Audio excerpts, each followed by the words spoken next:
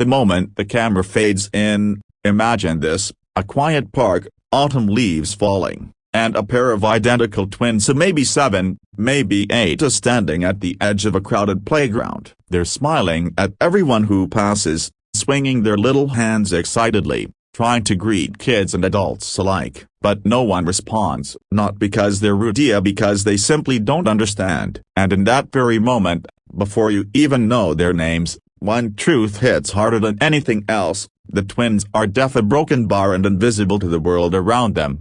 That's when a monitor-eyed but gently walks into the frame. A single dad, holding 2 ice creams and trying to balance a grocery bag on his elbow. He stops, he watches, and then, right when the girl's smiles begin fading into confusion, he does something no one else does. He puts everything down, kneels, and signs a simple, soft hello. The twins freeze, their eyes widen, a spark lights up, and just like that, the story truly begins. His name was Daniel, a father who had spent years trying to raise his son Leo alone after losing his wife to illness. Life had not been kind to him.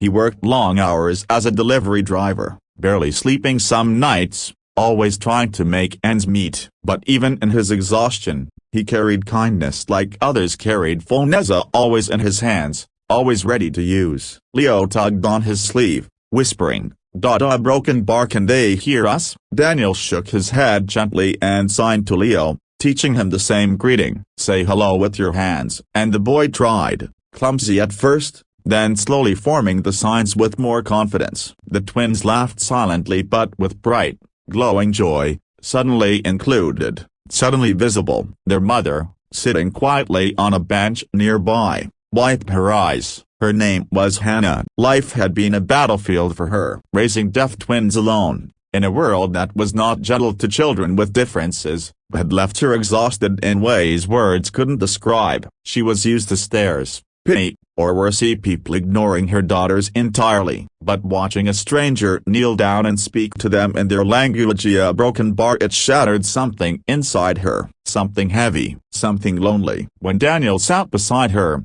Hannah apologized, almost embarrassed. "They're friendly. Too friendly sometimes. People don't a broken bar always know what to do." Daniel gave a small smile. "They just want to be heard." Even without sound, for the first time in a long time, someone understood without needing explanations. Their children played together, signing, laughing, chasing leaves. And honestly, if the story ended right here, it would already mean something. But life had bigger plans. They started meeting in that park once, twice, then almost every afternoon.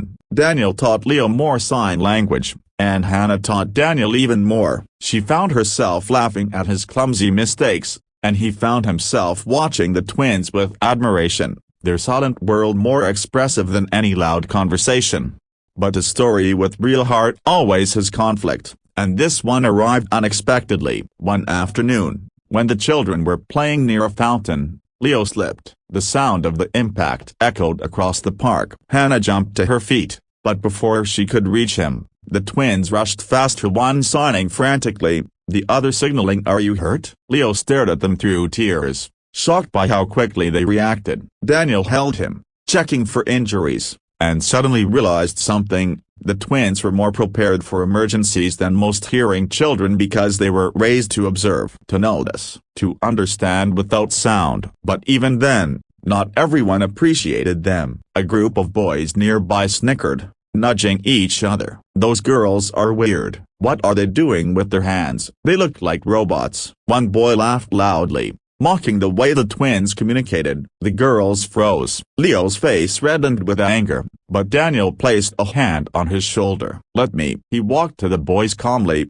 not with anger but with a firmness that made them look up. "Do you know what they're doing? They're speaking. Their language uses hands instead of voices, but it says more than your words did just now." The boys fell silent. Being different isn't weird. Being unkind is. And just like that, the laughter stopped, not with yelling, but with truth. Later that evening, when Hannah thanked him, she broke down a little. She confessed how often her daughters were treated like burdens, how teachers suggested separate classes, how neighbors politely avoided interacting because communication is too difficult.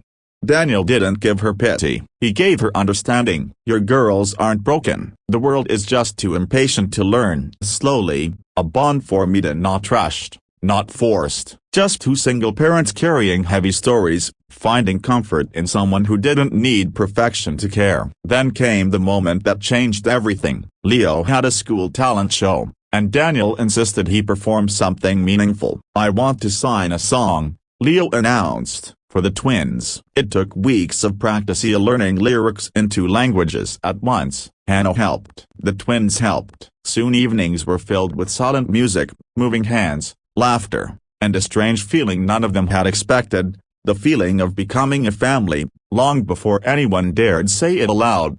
When the performance night came, the auditorium buzzed with chatter until the lights dimmed and a spotlight hit Leo. There was no music, just silence. Then he raised his hands and began signing the song. Every motion was clear, emotional, powerful. The entire room watched as the twins stood up from their seats, signing the lyrics along with him. By the time he finished, the applause shook the building. And somewhere in the crowd, Hannah cried, not because her daughters were finally seen, but because someone had finally helped the world look at them. After the show, the twins ran to Leo, hugging him tightly. Daniel and Hannah stood behind them, their eyes meeting, both realizing the same thing: these 4 lives, once separate, were now woven together in a way that felt nothing like coincidence. Weeks turned into months. The park wasn't just a place to meet up, it was where Leo learned to interpret silence, where the twins learned trust, where Hannah learned she wasn't alone, and where Daniel learned that healing sometimes arrives in the shape of small, brave children. And so, the man who once signed a simple hello without expecting anything in return discovered a truth deeper than words: sometimes the families we build are louder, stronger, and more beautiful than the ones we lose. If you're still watching and the story touched your heart even a little, don't forget to like the video, because it helps share stories that deserve to be heard. And if you want more heart-touching stories like this one, filled with emotion, life lessons, and hope, make sure to subscribe to the channel. Your support means everything. Let's keep telling stories that remind the world that kindness is a language everyone understands, a broken bar even without sound.